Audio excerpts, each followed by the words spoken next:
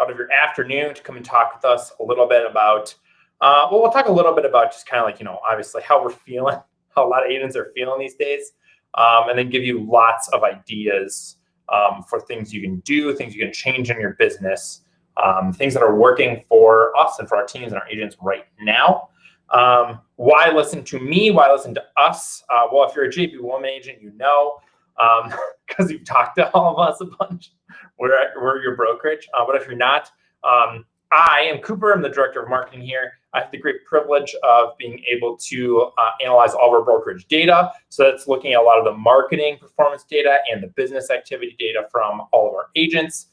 So we have a kind of a special and unique access to in-the-moment agent performance and actual activity in the market, what's working, what's not working. Because we gather so much data like that, we're able to really understand what is going on in our agents' businesses. I also coach about 20, I think we're up to 25 now, agents one-on-one in terms of their marketing strategy, and I support all the teams and their marketing strategies here as well. So I get kind of a special insight into what's going on, especially in that world of marketing, both lead gen and managing your sphere. So we're going to get into all that today. We'll have time at the end where we'll turn off the recording and just have an open forum about what we are seeing in our businesses that's working, ask each other questions. I've got quite a few people on the call. I mean, of course, we'd love to hear from Brian, who's on the call. Riley, if you can stick around, he's the main ISA on the Pomelo team. We'd love to hear from you as well. I know you guys will probably be able to answer some of these questions even better than I will be. So let's get going. So we're going to be talking today about key pivots that we've seen agents do in the last year that are causing them to be very successful right now. And what we're seeing is that a lot of agents are having record years. A surprising number of agents are having record years in one of the most difficult markets in memory. And a lot of agents that in the past few years have been very successful are actually starting to really struggle. Their businesses are slowing down. They're having to work a lot harder to get the same business they've gotten before. So what we'll do first, talk about why you should pivot, talk about some of the differences in the agents that are succeeding and not succeeding that we're seeing right now. We will also then go into specific pivots, specific ideas that you can test on your business, starting off with agents that are newer with smaller spheres, maybe an agent who's a part-time agent. Those things will apply to them the best. Then we'll move on to agents that are more experienced or have larger spheres, and we'll end with some pivots and ideas for agents that are primary working leads, which also includes, a lot of team agents. So first off, why pivot? This is what a lot of us feel like right now, like we're hanging on. I mean, this woman does have a safety rope, but in my mind, it's going the wrong direction. Should be keeping her safe from the top rather than the bottom. But a lot of agents are finding that businesses have just slowed down, obviously during COVID. A lot of us had this faith that 2021 was going to be kind of a resurgence year. There's quite a few agents that's just not the case. It's not what they're feeling. The market is hot, but it's hot in ways that don't make it easier for real estate agents, which sucks. And what we're finding is that a lot of the same things we've been doing, same things that we've been relying on for years to keep our businesses successful, are no longer working. And obviously that's because the market is, kind of seems like you're a tiny little scary looking ninja in the ring with a 500 pounds expert sumo wrestler. You're getting tossed around. Just kind of a crazy story that we heard. I'm going to leave out some key details, obviously, but we had an agent just the other day who had showed a client 70 homes, about 70 homes, working with them for an extremely long period of time. And they finally got an offer accepted, but the offer was accepted while she was in labor having a child. And the customer, I don't know if they texted her, called her, emailed her, basically messaged her and was like, we got to take this. So we're going to find a different agent to close this deal for us. And she was like, And I believe the story goes that she closed it at 1 a.m. She closed it while she was in labor. Just wild. That's the situation we're in that we find ourselves in. You got to work your butt off and be willing to do, some crazy stuff to close deals right now. So here's the thing. Just about for every agent at our brokerage that's having a tough year, there's another agent that's having a record year. Brian says true story because I heard that story from him. Not Brian's baby, but another agent's baby. Yeah. So it's a strange dynamic because it's true that for every agent that's struggling, there's another agent having a record year, and even newer agents are having record years too. And by record, I mean better than 2020, better than 2019. So what makes the difference? And if you listen to the video that I put out, that we put out last Friday, that the difference is the agent's willingness to pivot, to try brand new things. And to fail, ultimately, you're going to fail sometimes when you try new things, but to just do totally new things, to get over their objections, their doubts, and try something new. So I want to give you a couple little stories of agents in our brokerage who are having record years. Trent Seaman. Trent is a newer agent. He's been in the business for a few years. He had a very slow 2020, like many of us did. He has a smaller sphere. But in the last year, Trent has been working his butt off to reinvent his business. He is doing consistent newsletters with our Reach Pro marketing program with me. So sending consistent newsletters to his database, consistently doing social media marketing across multiple platforms. Trent launched an Instagram account, and he's got like 70 followers on there. That was like 2 months ago. That's amazing. He is doing a ton of open houses and getting clients from them. Awesome work there.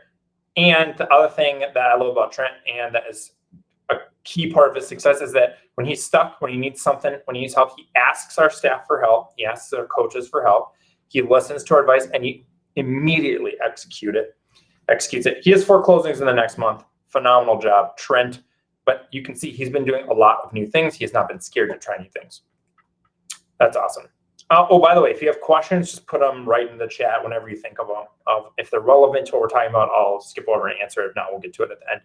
Connie, another agent, she came to us last year, to JP1 last year. She had a record 2020. And 2021, she is on pace to absolutely blow that out of the water, like maybe doubling her transactions. And I don't mean like she sold a few in 2020. She sold quite a few transactions in 2020. She's going to probably double it in 2021 to the extent that she is already trying to figure out how to build a team. She's working on bringing other agents on with her. And some of the things she's done the last few years, she took her social media to the moon. She is actually contending with the Troxel team as the #1 social media agent in our brokerage based on actual performance of her social media. She posts at least twice a day. It takes a lot of work. She's also started doing consistent monthly newsletters to her database.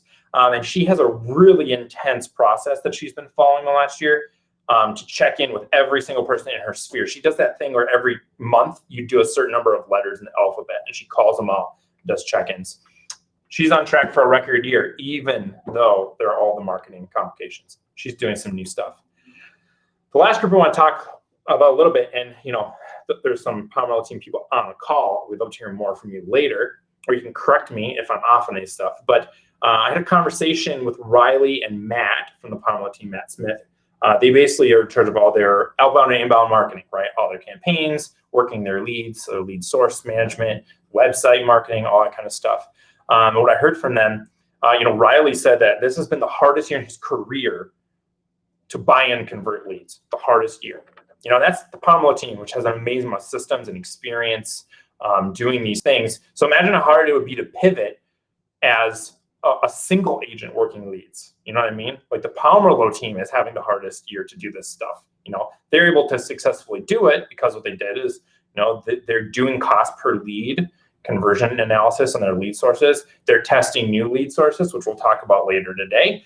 They've actually found some new lead sources that are kind of diamonds in the rough. And they've shifted to what's working, and they're replacing dried up sources with other sources of leads that are now providing them with a key part of their business. One of the other interesting things that I heard is that for the first time in a while, the Pomerleau team has actually had to get really good at buyers, because it's just, there's just so many buyers in the market. That's what's available. So they've redone a lot of their systems. I think they've even, I've been seeing them ramp up showing assistants too, which is really cool. Because there's so many buyers out there. So they've had to pivot their business strategy, and they're having a good year despite all the challenges because they've been able to pivot into those things. So we're going to talk in depth about some of those things going forward now. But before we talk about some pivots and ideas for people with smaller spheres, the tough news for any and all of you that are struggling right now is that when we know about real estate is you make a change and it generally is going to be about 6 to 9 months before it really starts to pay off, right? There's no magic bullet, magic wand you wave and you just start getting leads that close the next day. You know, if you can get listings, yeah, sure, you know, get listed and it'll sell right away. But, you know, a lot of the buyer stuff is going to take a long time to convert. So you're going to have to buckle down and be ready to go in for the long haul on these new projects that you're trying. The good news is that, you know, we're actually starting to see in our showings data that the competition is starting to loosen up a little bit. I was talking to Britt, who's our office manager, and she processes a lot of like the listings and the closings that come through. And so she gets a really good like minute-to-minute pulse on what's going on with their agents. And she says it feels like it's starting to like ramp up a little bit more, less competition, a little bit easier situation with your listings, you know, easier to get offers accepted, basically. Some of that we know is what happens naturally in the market around 4th of July as a holiday. We're hopeful that that's going to continue to loosen up as we go into the fall market. The other good news is that you're going to leave this webinar today with a ton of ideas, a ton of things that you could potentially try out in your business. And if you want to talk more about them later, you know, just feel free to email us or set a meeting if you're a JP Woman agent. So first, let's talk about some pivots, some new things that agents with smaller spheres can try. And some of these are not new things, they're things you've heard of before, but we find a lot of agents, they kind of turn up their noses when we talk about trying these things because they don't believe they'll work, or they think they don't work anymore. I mean, go talk to Trent, who's doing open houses. He's getting business from them, so obviously it works. Hold some open houses. It is a grind, right? You know, there's this, if you've studied sales strategy, you know, there's this whole concept called go for no, where it's like every no is actually a good thing because it's building up to your conversion rate, right? You know you need a certain number of no's to get to a yes. So you're going to need to keep doing open houses until you can get a client from one because you're going to be getting better at them. But then at some point you'll know, on average, every 4 open houses I do that fit this criteria, you know, certain types of homes, certain, like, you know, they're too busy or they're not busy enough, like that kind of stuff. You'll know how many open houses you need to host to get a client on it, and you'll be able to turn it into a system. So tips on hosting open houses: put out a sign-up sheet or something. Have people enter into your giveaway. Maybe you've got an open house app or something like that, you know, that people can sign them up for a giveaway, do a giveaway, and put those people into your newsletter so you can keep them in a long-term drip. Even if they don't become your customers, you can still get them into your newsletter so you can be nurturing them long-term. We've had agents in the last year, even during COVID, farming their neighborhood, door knocking. People think that, you know, nobody wants door knocking, and it's true, but the reality is that people don't mind door knocking. It does work if you get good at it. You know, go read Ninja Selling and you'll learn about how to effectively do door knocking and be value added rather than annoying. Couple of neighborhood farming ideas that agents have tried in the last year that have been very successful. Send an introduction letter to your whole neighborhood. Simple letter. We've got a template that we can work on. But basically just introduce yourself and your family, give them a family picture, maybe of your family in front of your house. You know, if you've got a pet that people see when they drive by, put the pet in there so people know who you are. Introduce yourself as a real estate agent and do a little hook in there basically about, you know, how house values are crazy. You've seen a lot selling, let's talk. And then what we should do is follow up with a home value report to everybody in your neighborhood also, so that they can get an idea of what their house is actually worth at the time. Julie, I was talking to Julie earlier today. National Night Out is coming up. She's going to host a big chunk of her neighborhood's National Night Out. She's going to do Rip Your Floats. She's going to do giveaways. And in that way, she's going to get in touch with her neighborhood. She's going to kind of raise her profile to everyone in her neighborhood as a real estate agent by hosting a block party, basically. That's a great idea. Something you can try. All right, let's talk a little bit about your sphere mindset. And when I was thinking about this is actually something that Josh Champ was telling me about this, and you know, I kind of picture him as like our guru, our Rafiki, because he's one of our main coaches. But what he was saying is that a lot of people, you know, when he talks to newer agents about their sphere, a lot of people say, you know, my sphere is really not that big, maybe 50, 75 people in my sphere. And that is a limiting belief that's completely false. You have to look beyond what you see to realize the true potential of your sphere. And essentially, you have to realize that your sphere, yes, your ideal sphere is like these people that you're talking to every week. But anyone that you see with any degree of regularity can be part of your sphere. Church is a great example. If you go to church, there's a lot of people you see at church every week. Maybe you don't know their names, but if you worked on raising your profile in those communities, your church, your rec sports league, maybe it's a little league soccer team that you're coaching or something like that, raise your profile as a real estate agent in those areas, and people will start to remember that you're a real estate agent. Host something, sponsor something, do something where you can get people on your newsletter. But anyways, you can turn those communities that you're into, turn them into your sphere, right? They don't have to become your friends and your family, but there's people you see every week. If you wave at someone once every other week, right, and they recognize you and they know you're a real estate agent, that's the same as hitting them on Facebook with a like or something like that. Just those micro interactions are a really good way to expand your sphere. Brian is chiming in over here. Brian says, if you can combine hosting National Night Out with an open house nearby and door knocking in the neighborhood, yeah, that's like three touches on a lot of your neighborhood in this period of a short time with a follow-up. Brian says you can almost guarantee you'll get a client in the short term and potentially many in the next year. Yep. Layer your lead gen strategies. Get multiple at-bats is what he's saying. Absolutely. So, it's great if you host National Night Out. But if you do that and you've got your realtor sign up there, that's one touch. That's a good quality touch, but it's only one touch, right? Ideally, you have a whole strategy where you're going to do that, and then you're going to do a mailer, and then you're going to do door knocking, and then you're going to follow up with another mailer. Everybody knows about drip campaigns, but they say, I can't do a drip campaign because I don't have a technology system. JPW agents should be excited because we're launching KV Core in like 2 months, so everyone will have a system that they can use to do drip campaigns. But you can do drip campaigns yourself, right? Do one product a month that touches your neighborhood, and that's a drip campaign. Boom. All right, let's talk about some of the advice and the ideas and the successes that we've heard our agents who are a little bit more experienced or have larger spheres. This is something Brian and I were talking about the other day, and everybody knows the stuff about the real estate market, right? Everybody's seeing it on the news, they're seeing it on social media, they're hearing the buzz. There's, there's like a house in my neighborhood on the way into my house, right?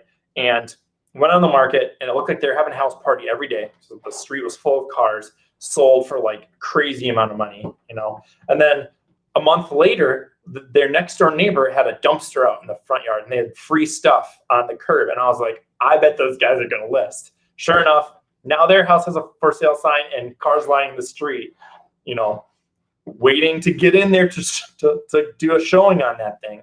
And it'll sell for a crazy amount of money. But everyone in your neighborhood experiences that. Everyone knows about it, and everyone is considering their home equity right now. Send everyone in your sphere a detailed home value report. It'll take some time. NAR, if you log into the NAR portal, I can't remember what is it. It's like NARPR.com. Every used real estate agent has a login to that website. It's like part of your dues that you pay. You get access to that. They have, you go into reports, they have a really robust, like a 19-page home and neighborhood report.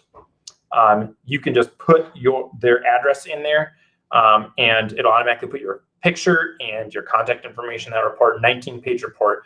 Go and stick those to people's doors, something like that.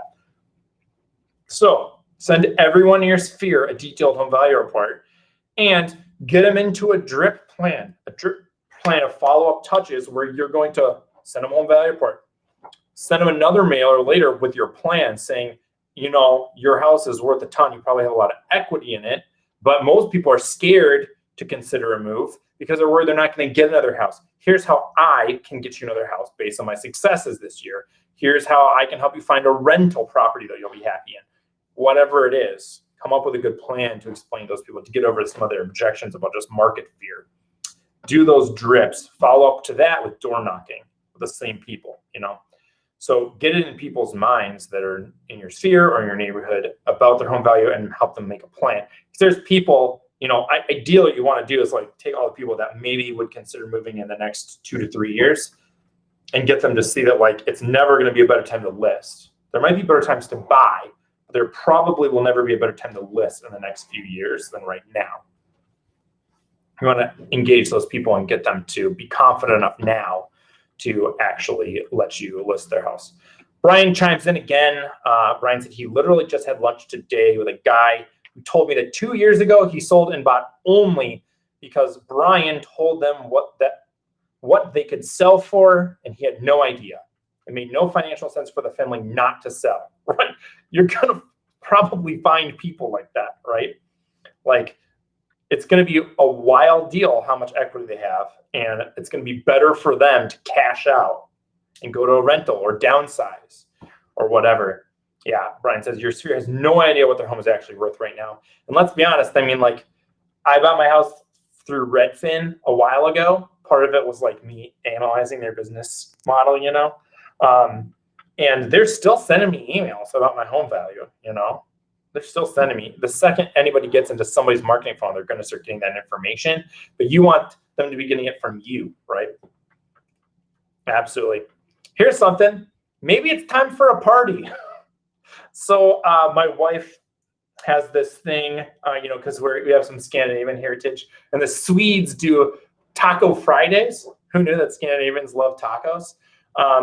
But so my wife's just like, hey, let's just start doing this thing where once a month we just say open invitation to all our friends and family. If you want to come over on this Friday night, whatever it is, the third or fourth Friday of the month, you know, we'll have taco meat and taco shells and some drinks. Bring a taco topping.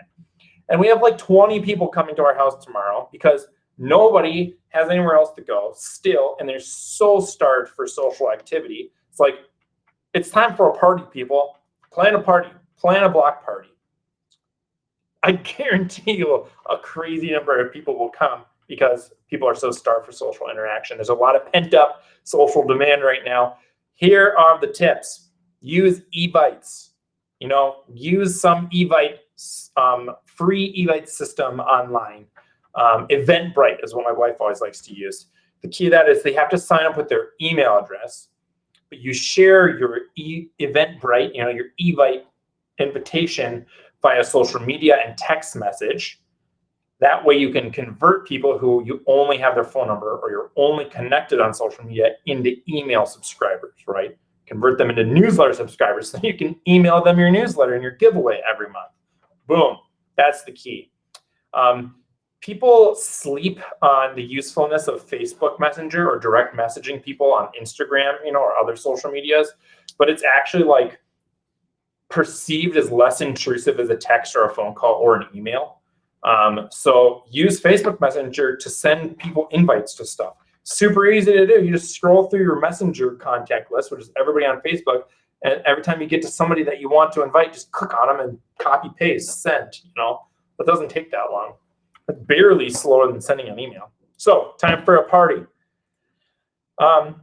I asked our broker, Ben Troxel, he and his wife, Angie, also run what is the most successful 100% Sphere business in our brokerage. We're just awesome that our broker is also our like supreme leader expert on doing a Sphere business for real estate.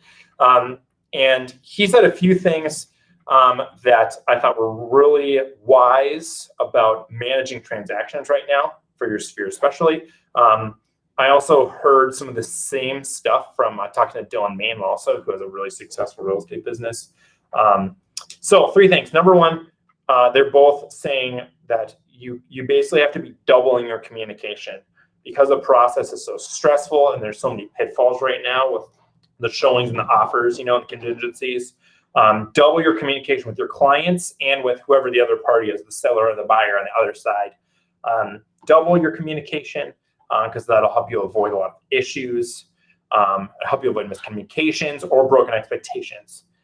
Double check every step of the buy or sell process to make sure that, you know, you've got all your T's crossed and your I's dots because, you know, once again, things are moving at such a quick pace. There's a higher instance of errors being made. And the other thing I thought was super wise advice was just like, it sucks right now to be a buyer. And although for sellers, it's really easy to sell at top dollar, it sucks for them too, because they basically gotta, you know, as quick as possible, get all their crap out of their house. And then like, you know, you put your house on the market and you can't be in it for a couple of days during, you know, as early as possible till as late as possible, because you're gonna have showings the whole time. So it actually sucks to be a lister in a lot of ways too. So like, be ready to just say that, be ready to just sit down with your buyers who are on house number 70 and just be like, guys, this is the worst. The market is so crazy and it sucks, but we're going to keep trying. We're going to keep trying. We might have to pace ourselves. We have to reset our expectations, but we're going to keep trying. And it's okay to say that it sucks or that it's the worst. All right. Let's talk a little bit about agents that are chasing leads. Sometimes we use flippant language like that, lead chasers, because it's pretty hard. We really expect agents that 100% work leads. It's hard, it takes a lot of work, a lot of panache to be able to navigate it, because you really have to be willing to pivot a lot. So our first advice to agents that primarily work leads is it's a good time to double down on your sphere. In a market where it's the hardest market that we've ever seen to buy and convert leads, why not refocus your business away from paying some big daddy company for all your business? Double down on the people you know. Go back to your spreadsheet, your CRM list that's tagged as sphere. Update that puppy. Like I said, look beyond what you see. Go into your church directory and find every person there you've ever had a conversation with that you think likes you. Put them into your database. Get those people into your sphere. Go back to your, like men's Saturday morning basketball league email list that you're on and pull all those emails of all those guys that you like and put them into your database. Do the research to find their address and their phone number. Update your sphere list. Send all those people a detailed home value report. Because the reality is, once you get them into a little drip with a home value report, follow up, a phone call, a text, what you'll be able to do is you'll just convert them right into what you then can process as a lead. But that follow-up campaign, once you send them the home value report, what do you do the next week, the next day to re-engage them on all that stuff? Probably follow up with a question, I would say. So reinvest in your sphere. Our agents that are primarily focused on their sphere find that their sphere is way more economy proof than chasing leads. It's way less susceptible to, Zillow decides to sell your percent of your zip code or whatever off to somebody else, or another player comes into the market and your cost per lead skyrockets.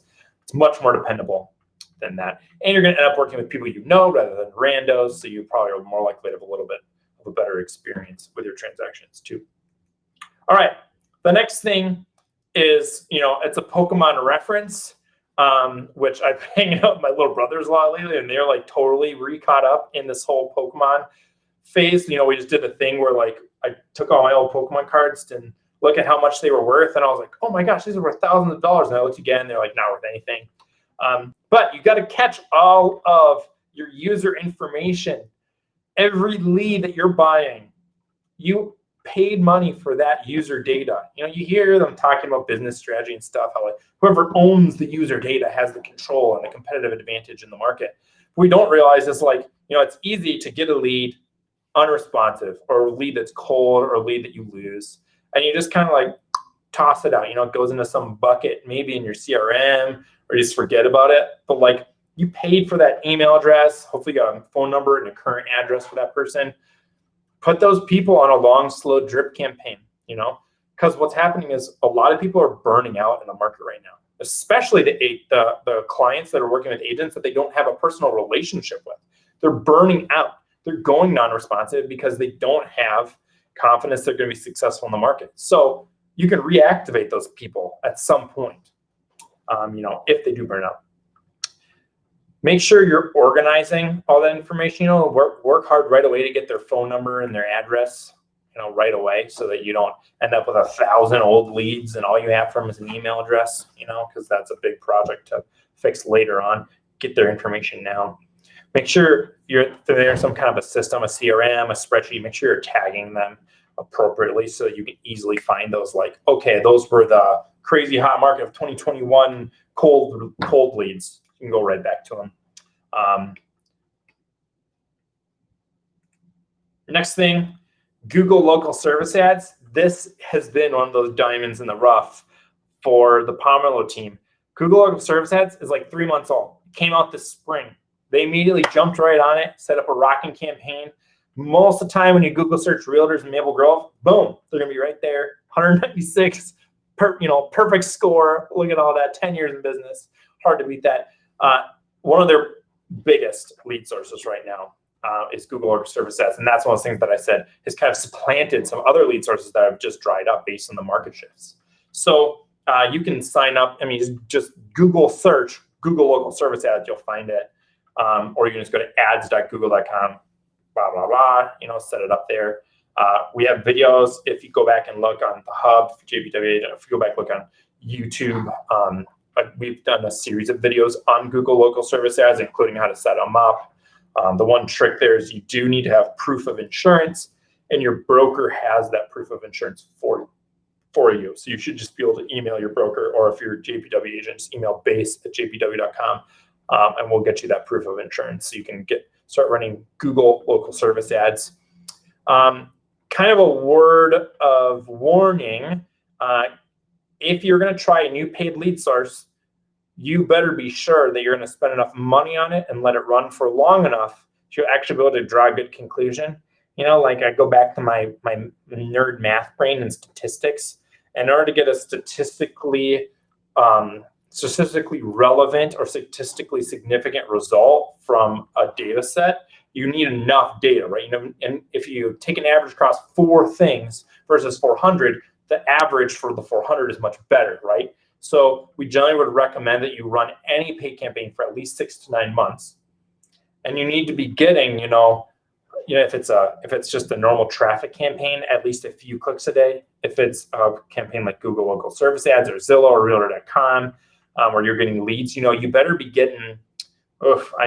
Ideally, you get a lead a day, 10 a month minimum.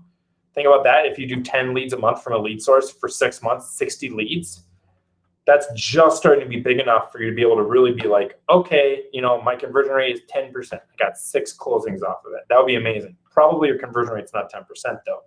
So be ready to put some money into it and let the experiment run for long enough so that you actually can make a good conclusion about whether the new thing works. Google Local Service Ads is working for a lot of agents.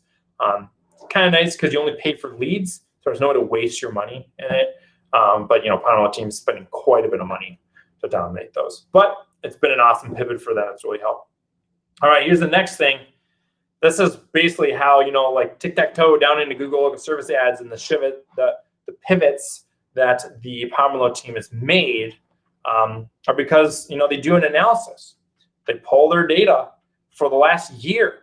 They look at their cost per lead. They look at their conversion rate against different sources. And that's how they've been able to find out that, stuff like Zillow right now and Google Local Service Ads are actually like 2 of their better channels for leads compared to the other, channels that in the past have been really great, whatever those were. I would say you need probably about, like 6 months to a year of data to do like a good overall lead analysis.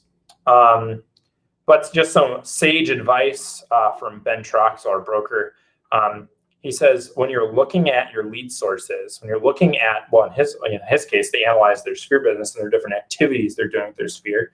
If you're getting mediocre results from something that you're putting mediocre effort into, maybe if you put an amazing effort into it, you might get amazing results, right? So that's what I'm saying. Like, when you look at some of these lead sources, maybe you're getting a lead a week from them. Does that mean that if you quadruple your spend, you'll get four leads a week? Maybe that's worth it. If you know your conversion rates, maybe you just need to ramp up some of the things that are working pretty well. They might work even better if you put more time and energy into it. For a Sphere agent, maybe that's door knocking. Maybe that's doing one-on-one appointments with people with a home value report right there, talking to them about their equity, stuff like that. So you can do that kind of analysis really in any business type. If you want help doing the analysis, set up a one-on-one meeting, join.jpwoman.com. We'll go through it and we'll help you identify, what you're working on that you could probably put some more time and energy into and what kind of stuff you could ramp down. Don't be afraid. Panama team's been doing this. Don't be afraid to start to dial down your spend in areas that aren't working. we dropped back our Google ads, our Google search ads spend, which is a bunch of campaigns I set up for them. We dialed that way back just now because it's just not converting the way it did a year or 2 years ago. Anyways, all right. So that's a lot. Rapid fire. I would love to hear from you guys. What's working for you? What's working for you right now in your business? What are some of the new things you've been trying that are working out pretty well or that you have high hopes for? I also would be interested in hearing if you guys have anything that's not working. Maybe you tried some hot new thing that somebody told you and it just didn't work. I think that's useful too, giving people your real life experience in things that, because we're all out there following people on social media, listening to videos, hearing ideas. How do we know if that stuff really works? We get to hear from people. Brian, do you wanna just hear? So they actually updated this system so that you can have an infinite number of people, not infinite, a larger number of people speaking and being able to be seen. All right, are you there, Brian? Are you there? I'm here. There. Why don't you just speak those things to us rather than me having to read your text? Yeah. Thanks, Cooper, and sorry for all of the comments. And man, that's good. These have been such good things to think about for everybody. So thanks for that. All I was saying, I'll basically read my comment here. I do talk to a lot of agents who kind of struggle with feeling like their time invested in their sphere is worthwhile. I want to throw some money at some leads. There's nothing wrong with putting money into leads at all, as long as you know your metrics, know what you're getting, know exactly what your cost per closing is, and so you know that it's worth it. But we're huge fans at JP Willman of consistency compounds, right?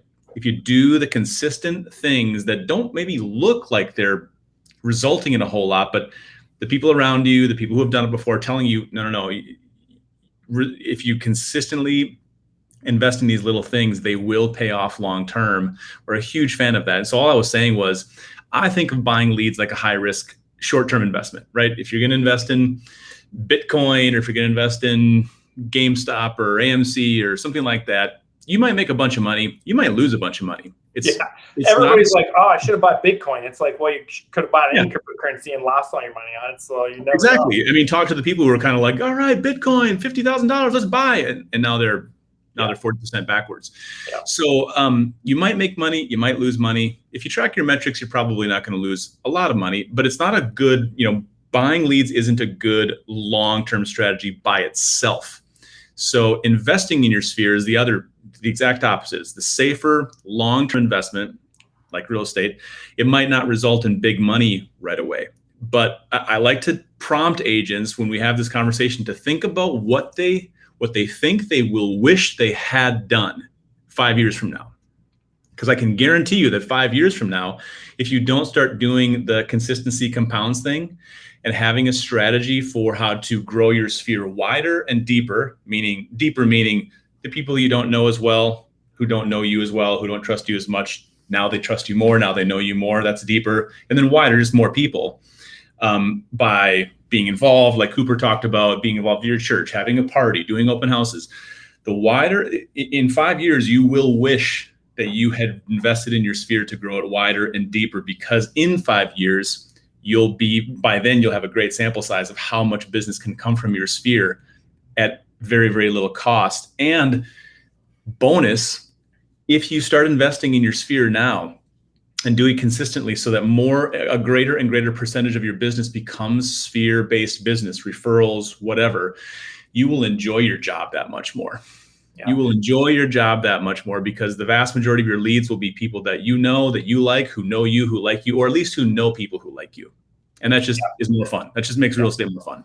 Yeah, it's interesting, Brian, because it's been pretty clear. Like, we've all kind of lived a thought experiment over the last couple of years here, and pretty consistently, the agents that in 2020 struggled to pivot, agents that couldn't figure out how to keep doing their sphere business, keep in touch, keep doing some kind of virtual event, that kind of stuff. People that didn't ramp up social media newsletters in 2020 are the people that are behind this year. Yep. Because that 6 to 9 month period, you got to get your irons in the fire, I wanted to chime in and say that just about exactly what you said when you said it earlier on. I was already commenting too much, so I was trying to restrain myself. But that's exactly what we saw. The people who are having killer years this year and last year are the people whose business was insulated quite a bit more because they had invested so much in their sphere. Investing deeply in your sphere, it insulates you more from up and down markets. It insulates you more from markets where there's super high pressure on commission. So right now, because agent count in the Twin Cities is so high and there's so many paid lead sources, there's a lot of downward pressure on commission, right? You've all seen that. All of us have had the temptation to try to go low to get a deal. But the people who know you and appreciate you and trust you, that commission conversation is so much easier. And so you can protect so much of your business by making more and more and more of it sphere-based. Definitely.